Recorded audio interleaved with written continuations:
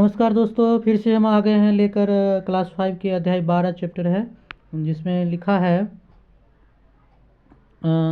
मान गए लोहा। मान गए लोहा। इसमें लिखा है कि विश्व विकलांगता दिवस कब मनाया जाता है, तो 3 दिसंबर को। विश्व विकलांगता दिवस कब मनाया जाता है? 3 दिसंबर को। और बड़े लिपि में कितने खाने होते हैं? 6 होते थे, बताए थे कल। थोड़ा सा यहाँ से ये नेत्रहीन व्यक्तियों के लिए अच्छा होता है। अब चलते हैं आगे, कल इस पे बात चल गया था। अध्याय 13 में पानी और हम।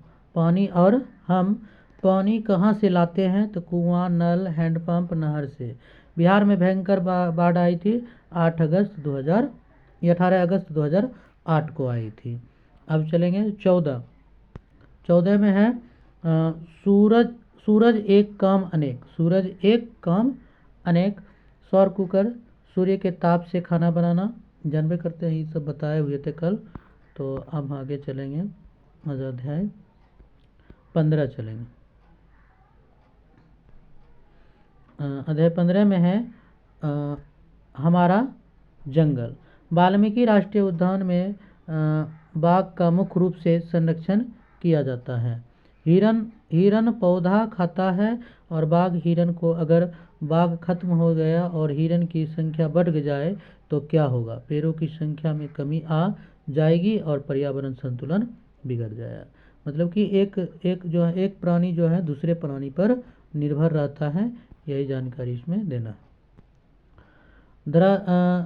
धरहरा की परंपरा, पर्यावरण के प्रति संवेदनशीलता। भागलपुर जिले में नवगछिया प्रखंड में यह परंपरा प्रचलित है। बेटियों के जन्म को पर्यावरण संरक्षण के अवसर मानते हुए एक उत्सव का रूप दिया है और बेटियों के जन्म पर 10 पौधा लगाते हैं। कहाँ पे?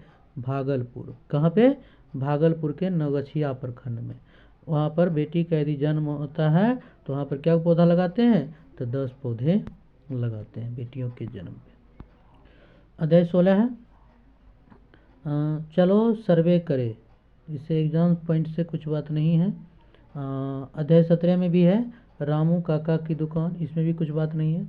अध्याय 18 में भी है आवास, इसमें भी कोई नहीं है बात। तो इसमें अध्याय 19 है तरह तरह के व्यवसाय। किसान, बुनकर, लोहार, राजमिस्त्री, मोची, डाकिया, शिक्षक, इस सब के बारे में व्यवसाय क्या क्या करते हैं, इस सब के बारे में बताया गया। अब आ जाइए अध्याय 20, रामपुर वाले चाचा की शादी। बंगाल में शुभ कार्यों के समय उल्लू उल्लू ध्वनि तथा शंख ध्वनि करने की प्रथा है बंगाल में। अध्याय 21 है लकी जब बीमार पड़ा। लकी को मलेरिया हो गया, जो एक संक्रामक एक व्यक्ति से दूसरे व्यक्ति में फैलने वाला रोग है। मच्छर वाले रोग से कैसे बचे? मच्छरदानी इस्तेमाल, धुआं करना, पानी जमाव, मिट्टी, तेल छिड़काव, ये सब आदि करेंगे मच्छर से बचने के लिए। अब आ जाइए, चैप्टर हो गया ख़त्म। अब आ गया अध्याय अतीत से वर्तमान। अतीत से वर्तमान कक्षा 6 का है, वो देखेंगे आज। लिखा है अतीत से वर्तमान। अध्याय 1 में तो कोई क्वेश्चन नहीं है। अध्याय 2 कब, क्या, कब और कैसे। इतिहास के बारे में जानना है। प्राचीन इतिहास, मध्यकालीन इतिहास, आधुनिक इतिहास, ठीक ना। इतिहास को 3 भागों में बांटा गया है। पहला कौन होगा? प्राचीन इतिहास। दूसरा होगा मध्यकालीन इतिहास। तीसरा होगा आधुनिक इतिहास। अब प्राचीन इतिहास के बारे में देखेंगे। प्राचीन इतिहास में क्या है कि मानव जाति के इतिहास की जानकारी हमें कई स्रोतों से प्राप्त होती है। पुस्तक हाथों से लिखित होने के कारण पांडुलिपियाँ कही जाती है। पांडुलिपि किसको कहते हैं? पांडुलिपि। पांडुलिपि जानते हैं? पांडुलिपि। पांडुलिपि जो है, जो हाथों से लिखा जाता है, हाथों से लिखा जाएगा तो उसको क्या कहेंगे? पांडुलिपि, ठीक है। ये पांडुलिपियाँ प्रायः किस पे लिखा जाता था? तो पांडुलिपियाँ प्रायः लिखा जाता था तारपत्रों। किस पे? तारपत्रों, भोजपत्र पर लिखी जाती थी। लिखा है कि डॉक्टर डॉक्टर स्पूनर ने पटना के कुम्हार नामक स्थान से खुदाई द्वारा चंद्रगुप्त मौर्य के राजमहल के स्तंभ निकाले। इस खुदाई में सोने के बैल के टुकड़े प्राप्त हुए। सिक्के शासकों द्वारा जारी किए गए जाते थे, जिस पर राजकीय चिन्ह, धार्मिक चिन्ह या कई लिपि अंकित होती थी। सिक्कों का अध्ययन मुद्रा शास्त्र कहलाता है। सिक्कों का अध्ययन क्या कहलाता है? मुद्रा शास्त्र कहलाता है। अब रेडियो कार्बन। रेडियो धार्मिक कार्बन जो होता है, कार्बन 14 विधि क्या है? तो C14 की मात्रा का पता लगाकर उस जीव की आयु निर्धारित करते हैं। यानी हर एक जीव में क्या रहता है? कार्बन 14 की मात्रा रहती है, और जिस दिन से वो मर जाते हैं उस दिन से उसका क्या होता है? क्षय होना शुरू हो जाते हैं। 5730 वर्ष कार्बन की रेडियो क्षमता कितनी होती है? आयु क्षमता 5730 वर्ष होती है। कितनी होती है? 5730 वर्ष होती है। अब आइए, लिखा है तिथि का मतलब। पहले हमारे देश में तिथि की गणना विक्रम संवत, किससे? विक्रम संवत और शक संवत के आधार पर होती थी। अब ईसाई धर्म प्रवर्तक ईसा मसीह के जन्म की तिथि से की जाती है। जन्म को 0 वर्ष माना जाता है। जन्म को क्या माना जाता है? 0 वर्ष। ठीक ना? हमारे जो है मतलब भारत के जो कैलेंडर है उस विक्रम संवत और शक संवत पर आधारित है। मतलब कि ये नहीं भारत का ही है, मतलब कि पहले का जो चलता था तिथि का मतलब, तो विक्रम संवत और शक संवत पर आधारित होता था। अब ये लिखा है खुदा बख्श लाइब्रेरी कहाँ है? पटना में। क्वेश्चन पूछ सकता है खुदा बख्श लाइब्रेरी कहाँ है? तो पटना में है। पटना में। गोपाल नारायण सिंह सार्वजनिक पुस्तकालय कहाँ है? तो पालीगंज में स्थित है। पालीगंज कहाँ है? तो भरतपुरा में है। अनेक पांडुलिपियाँ इसमें सुरक्षित हैं। ठीक है। भौगोलिक पृष्ठभूमि। तो भौगोलिक पृष्ठभूमि 4 भागों में बांटा गया है। भौगोलिक पृष्ठभूमि को कितने भागों में बांटा गया है? 4 भागों में बांटा गया है। तो पहला है क्या?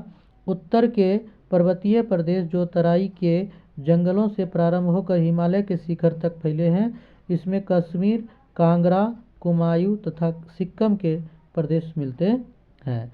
दूसरा है उत्तर की मैदान जो अपनी उपजाऊ भूमि और अधिक पैदावार के लिए प्रसिद्ध है। यह देश का सर्वाधिक उपजाऊ क्षेत्र है।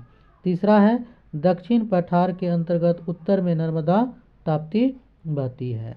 दूसरा है विंध्याचल एवं सतपुरा की पहाड़ी उत्तर भारत और दक्षिण भारत की अलग करती है।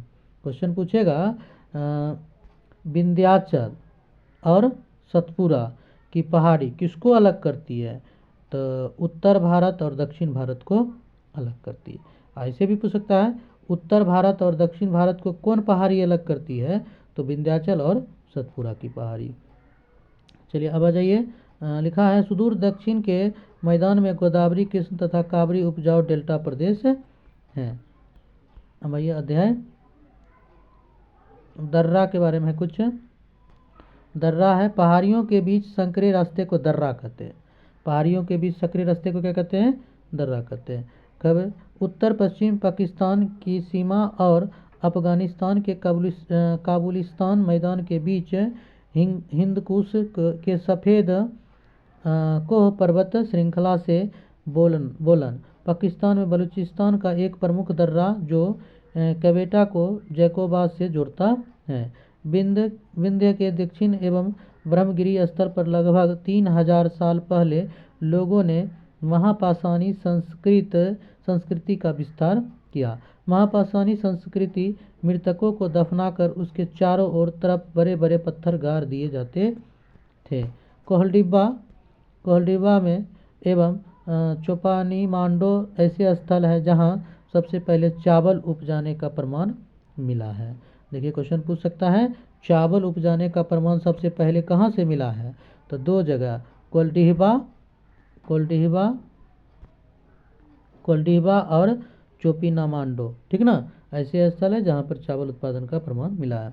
लगभग 2500 वर्ष पहले उत्तर पश्चिम की ओर से आने वाली ईरानियों और यूनानियों ने सिंधु को हिंदोस अथवा इंडोस कहा है। मगध प्रथम बड़ा साम्राज्य था। चलिए यहीं तक रहने देते हैं, कल फिर से पुनः वीडियो लाएंगे अध्याय 3 का भी, और उससे आगे भी चलेंगे। और मेरे वीडियो को ज़्यादा से ज़्यादा शेयर कीजिए और सब्सक्राइब कर दीजिए, ताकि हम इसी तरह आगे वीडियो लाता रहें। Thank you.